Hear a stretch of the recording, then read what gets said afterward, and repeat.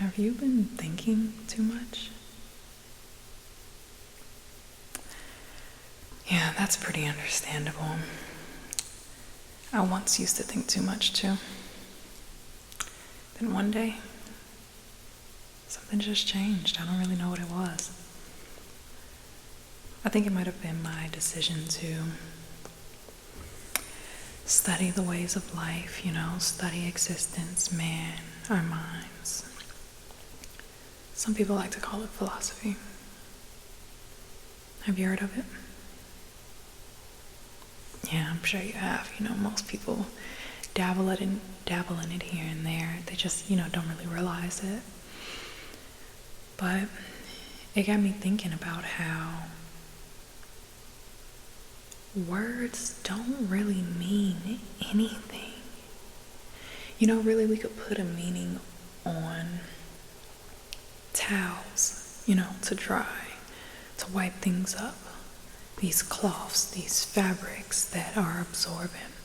But if we wanted to, towels could mean socks. Socks wick up sweat. They wick up liquids. They pick things up, and you can clean a floor with a pair of socks if you really wanted to. Multiple pairs, probably. You might need a few. So, it just leaves me thinking, who chose our words? Like, how far back does it really go? If you want to get all theological, you could say that God had man create words, and that's how everything came to be. But what would cause Adam, the first man, what would cause Adam to think of these things? Did he just randomly start saying words, just spewing out things? Cow, cat, dog, lizard, floor, sky. But if Adam created words for things, then what was it that God was creating prior to Adam giving words to those things? See, those things existed without context. They existed without text itself. They simply were. So, I guess what I'm really asking is, did those things already have a true meaning prior to? One would say yes, and that's how words, that's how new words come to be. Because they're taking one forefront of a word and then taking the ending of another word and putting it together and making something new. And that's how new words are developed. A lot of words stem from Latin or the Romance languages. So it can get a little weird when you think about it like that. The fact that words can stem from other words. But if we're talking about words to begin with, how were they thought of? Did people just, what I picture? I kind of picture like someone yelling lamb, lamb, lamb, lamb, lamb, lamb, over and over and over again, and they're saying lamb, and they're pointing to this thing, and they're looking at it, and they're like, oh, lamb. That's what you're talking about, lamb. Obviously, you're relating it to that thing. So I guess in a way, it makes sense. What do you think? Do you think that words are inspired by what they're referenced to? But if that's the case, then I start thinking about onomatopoeias, because onomatopoeias are created based off how they sound sonically, right? Like bam, wow, pop, shout. No, shout, I just made that up. Like, you have whiz, you have these different words, and they're developed based off the noise that they make. Cool. But then you have these things that are just still, motionless. They don't make sound. They don't really make movement all the time. And people just associate a sound with it. Book, table, and chair. Hair. Nair. Nair stinks. But that's another topic. But you know what I really started thinking about? Let's get off the word topic. I started thinking about when we lose people. And I'm not necessarily speaking on death because, oh, so sad. We don't have to go there. I'm thinking of when we lose friends, when we lose partners, when we lose experiences. Like, say we graduate from school and we're no longer there, we no longer have our classes or our parties or our hangouts with classmates.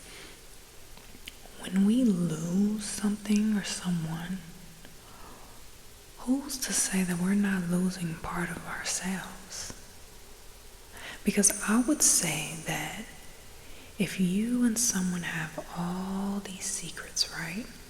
Amazing secrets, hidden jokes that no one else ever knew about, no one else would ever laugh about it the same way that you and this person laughed about.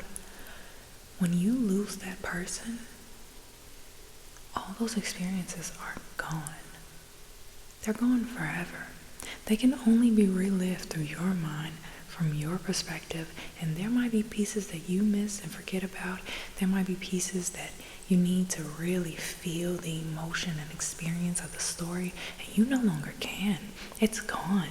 It's dead. Rest in peace. That sucks, right? It sucks a lot when you really think about it, but I try not to get too sad about it because, when you think about life, sometimes you just have to let it go. But if you can't have the moment to grieve all those experiences, then how can you let go? See, I feel like that's why some people like closure. They like to have that last conversation and that moment together where they just go through everything. But here's the thing with closure. They usually never do grieve all those different experiences together. They usually talk about stuff that has nothing to do with the actual realization that their experience is over with.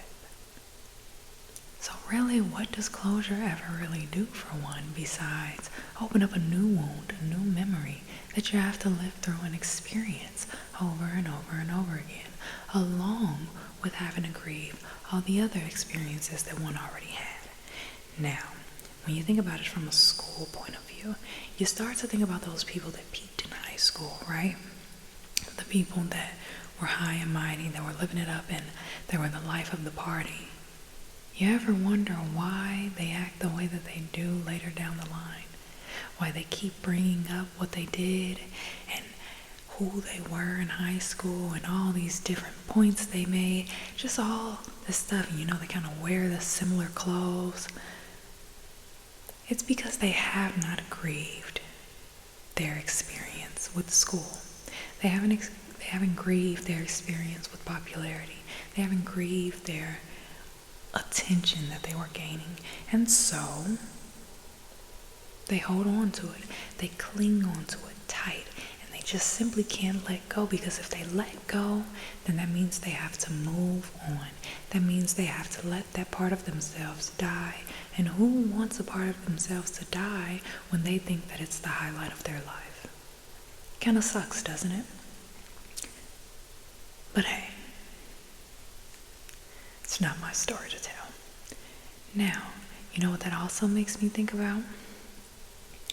It makes me think about kind of how, where was I going with that? Sometimes my thoughts, they get a little jumbled, a little chaotic upstairs, so give me a second. Let's think.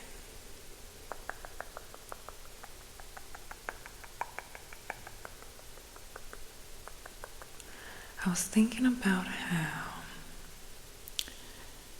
people peak in high school and they have those memories in school and they cling on to them.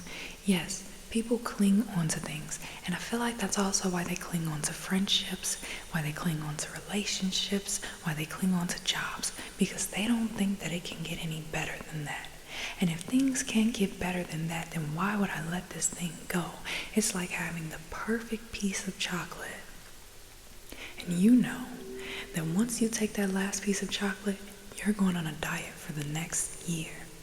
You have already set out that you have this diet for the next year, and you don't know when the next time is that you'll receive chocolate. Why? Because you don't know how consistent you'll be able to stay throughout the year. You don't know if after that year you'll even desire chocolate anymore. You just know that what you have right now is this piece of chocolate. So you want to savor it, and you want to eat it very slowly. And you really want to take your time, because you don't know when you will ever receive that sense of satisfaction again. Even if the chocolate starts to melt in your hands, even if it starts to get a little stuck to your teeth, even if it's nowhere near as satisfying as it was when you first took it out the freezer and took that nice hard bite, you still cling to it. You might even wait another day or 3 to finish eating it.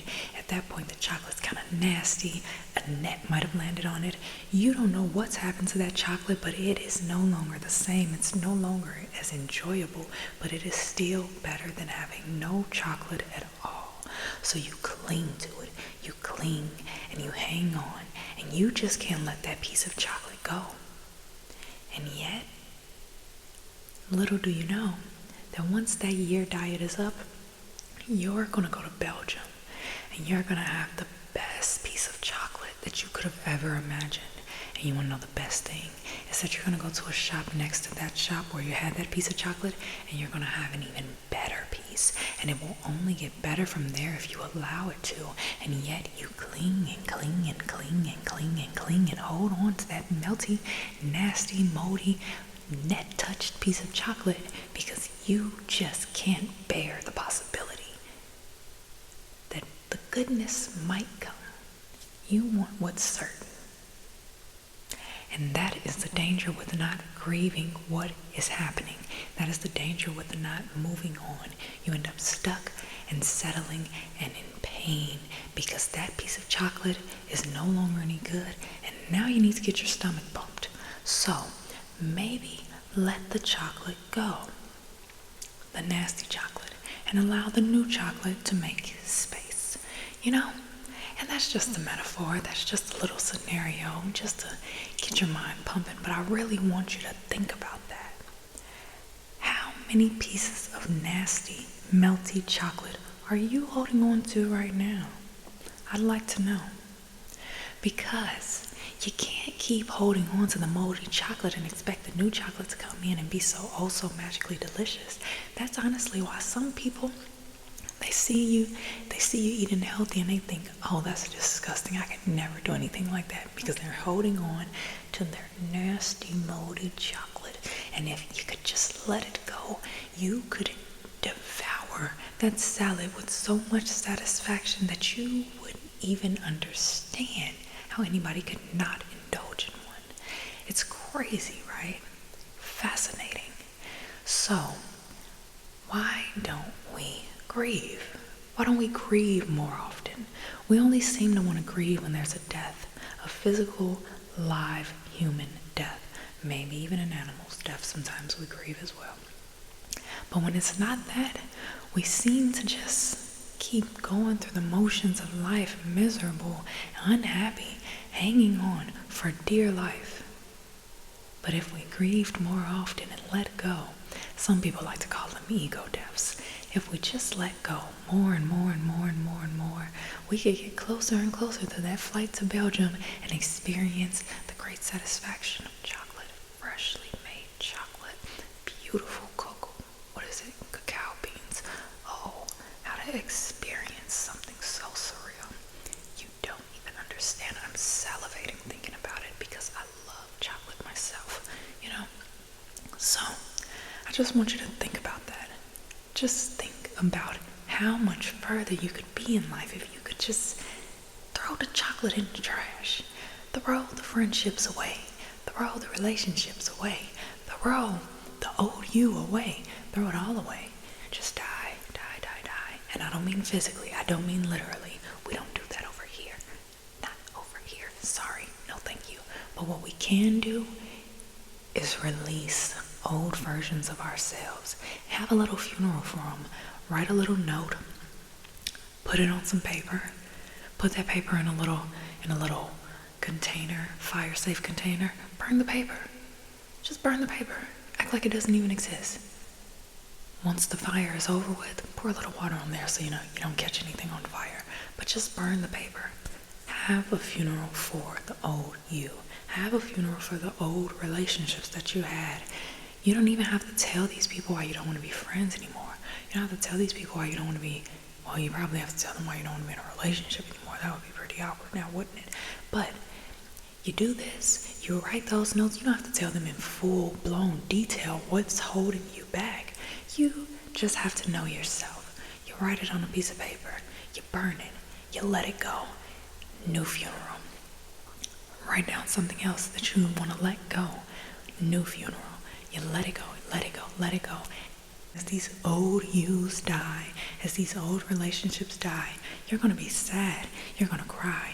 You're going to grieve. You might cry for weeks. You might boo-hoo, shed so many tears, snotty nose. You need all the tissues. Your eyes are puffy red. But when you wake up on that final day of grieving, you're going to feel like a whole new person. People won't even recognize you, and that's good, because that old you doesn't exist anymore. They're gone. But anyway, have you been watching Love Island?